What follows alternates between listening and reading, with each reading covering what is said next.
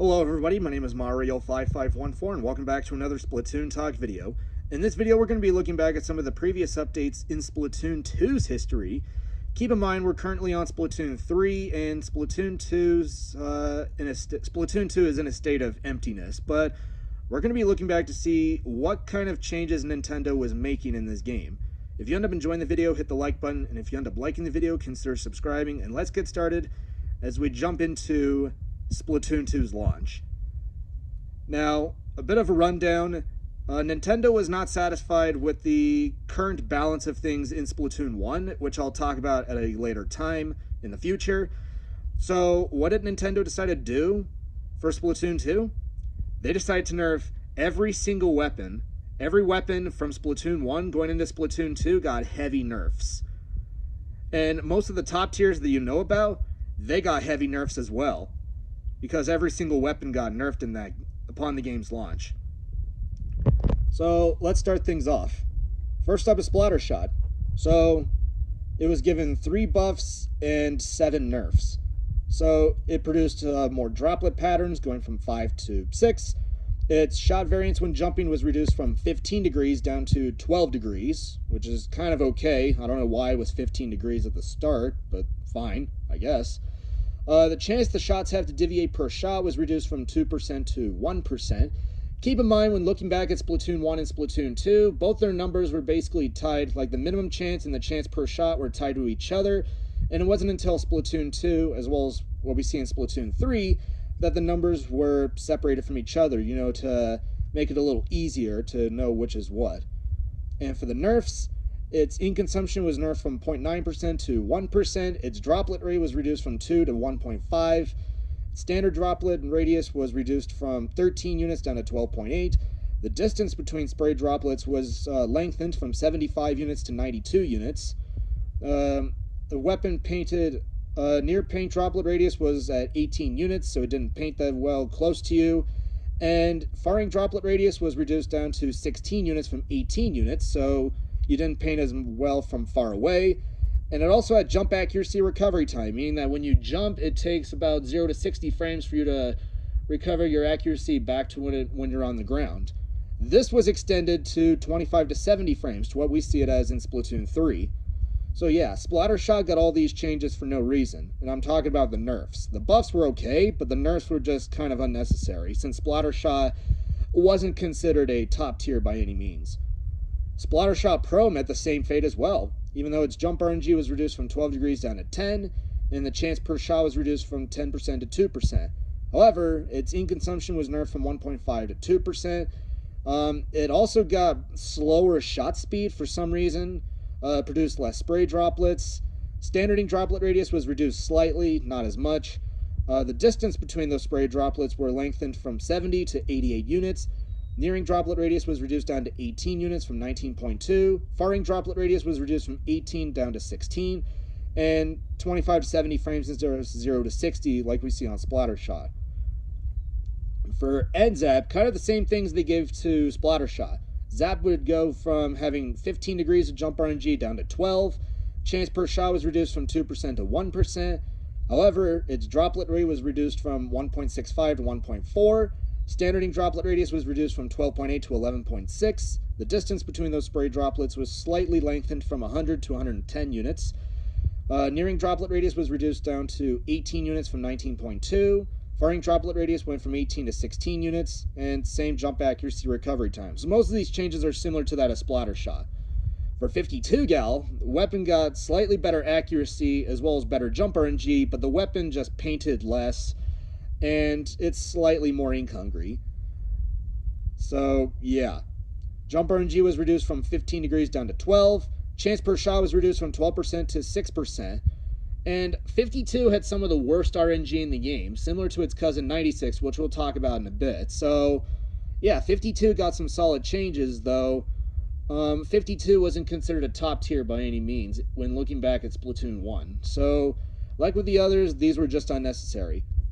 For 96 Gal, though, this weapon got heavily nerfed. Look at how many nerfs this weapon would get. It got 2 buffs, so the chance per shot was reduced from 20% down to 5%. and it got slightly faster shot speed. However, the time it takes for shots to travel straight was reduced from 6 frames down to 5.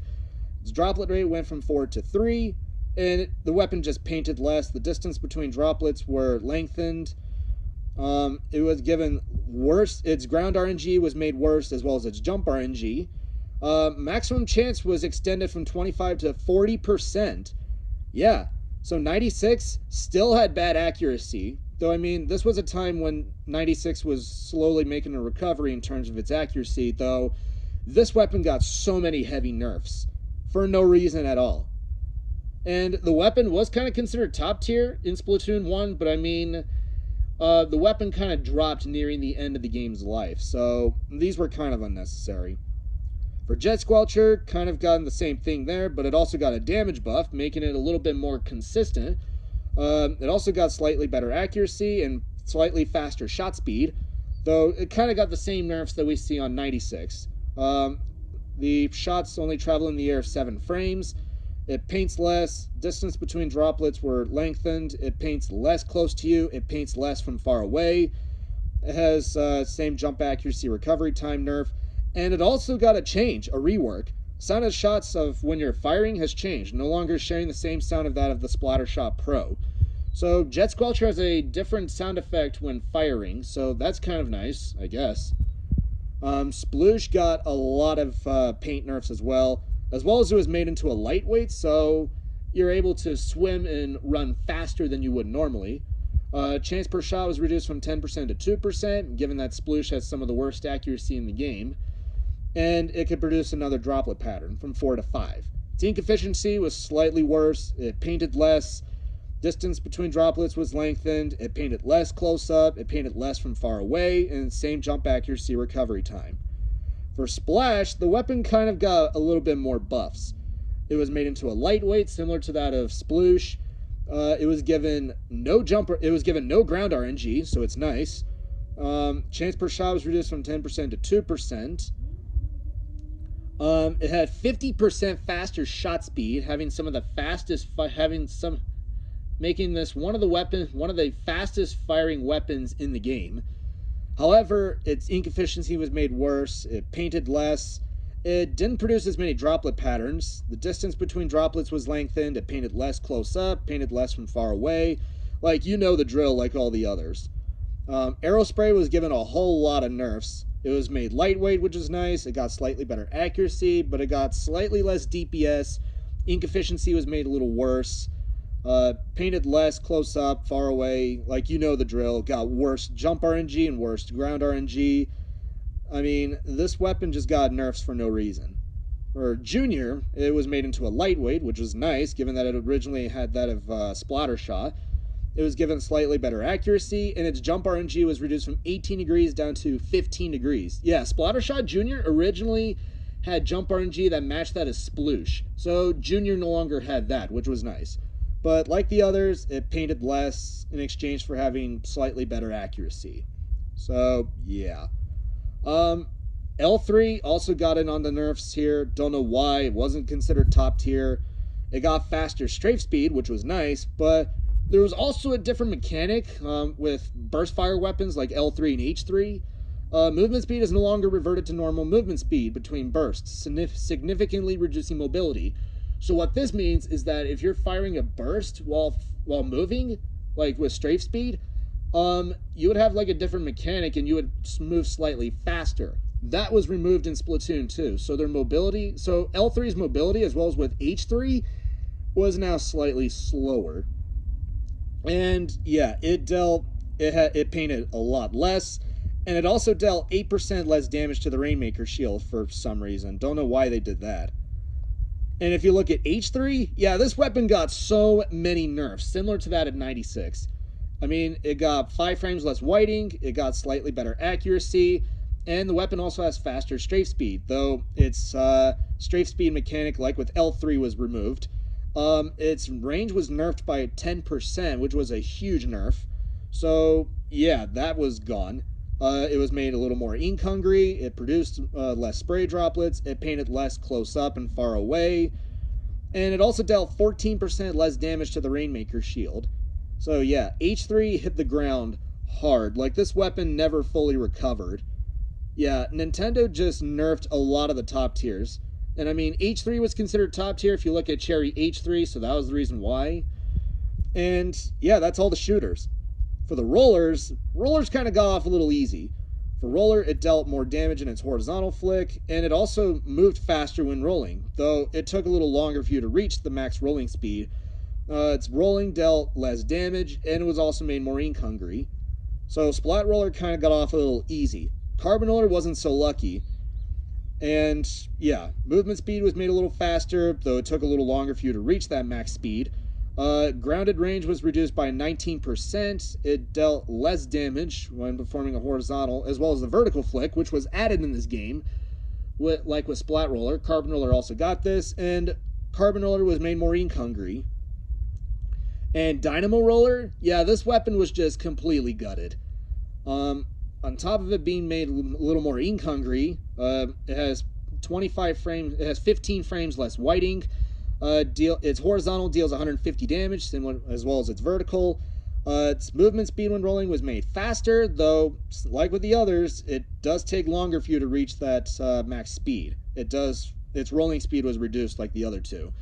It has 8% less range when performing a horizontal or when you're on the ground. Roll damage, like we see with Splat Roller, was reduced. And yeah, a whole lot of these nerfs here. Dynamo Roller basically went from being a top tier like it was in Splatoon 1 to becoming one of the worst weapons in the game. On to the Chargers. Splat Charger, a few of the Chargers they were given the ability to pierce opponents through fully charged shots. If you're using an unscoped charger, you were able to store a full charge for 1.5 seconds. Maximum partial charge range was lengthened, as well as its minimum range, partial charge range was increased. However, its full charge range was reduced, as well as its maximum partial charge damage.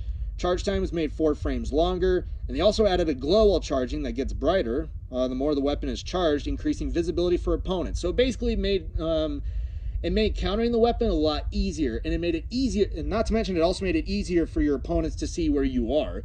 So if they saw you with that glow, they know when to avoid you, or they know when to take evasive action, unless they're slow on the draw. Splatter Scope got the same thing as well. Squiffer also got some of this as well, which is kind of crazy there. However, we also have E-Liter 3K, or now E-Liter 4K, and the difference is that unlike the E-Liter 3K, the E-Liter 4K can fully charged shots can pierce opponents. It's able to store a charge of 1.5 seconds. Maximum partial charge range was extended, as well as its normal partial charge. It also was made a little more ink efficient, meaning that it got 4 full charges on a full tank instead of 3, becoming E-Liter 4K. Its movement speed was reduced. Full charge range was reduced. Maximum partial charge damage was nerfed. Charge time was made 2 frames longer. And like with the others, added a glow to make it more visible for your opponents. Same with the E-Liter 3K or E-Liter 4K scope. Same thing there. And for Bamboo, it got like a slap on the wrists. Like, its range was reduced by 2%. Yeah, that's it. That's all they gave Bamboo. And for the blasters, yeah, they were basically just gutted. Regular blasters dealt up to 80 damage in Splatoon 1. This was reduced down to 70. So it just made it a little more fair, which is okay. This was a relevant change. The rest of them, blast radius painted less. Blast radius overall was reduced. Blaster was made more ink hungry. It was given 20 frames more white ink. The shots would have a 50% chance to scatter or deviate when jumping, and its jump accuracy recovery time was made longer. Range blasters somehow survived most of it, getting its 70 damage radius was made a little bit bigger. Paint radius was made bigger when it hits a wall. It was given 8 degrees of jump RNG instead of 10, and like with the others, maximum damage was made 70. The trail painted slightly less. Blast radius painted less. It was made more ink hungry, where it gets 1 less shot, 20 frames more white ink, 50% chance for the shots to deviate when jumping, and the whole thing here. Luna Blaster also got heavily nerfed as well. You know the drill. Maximum damage was reduced. Paint droplets, the trail painted less. Blast radius painted less. It was made more ink hungry. It had its ink recovery delay doubled from 30 to 60 frames. Max damage, or the blast radius, was reduced from 4 units down to 3.5, or 40 to 35 units. 70 damage radius was reduced from 11 units down to 10. It was given 12 degrees of jump RNG instead of having 10. It has a 50% chance for the shots to deviate when jumping, and its jump accuracy recovery time is slower. Rapid Blaster got a few buffs. They made it a little less ink hungry. Its direct damage was made a little bit stronger. Its minimum damage was now at 35. It was given 8 degrees of jump RNG instead of 10. However, max damage was now locked at 35, same with its minimum damage, where we have it today. It has slower strafe speed.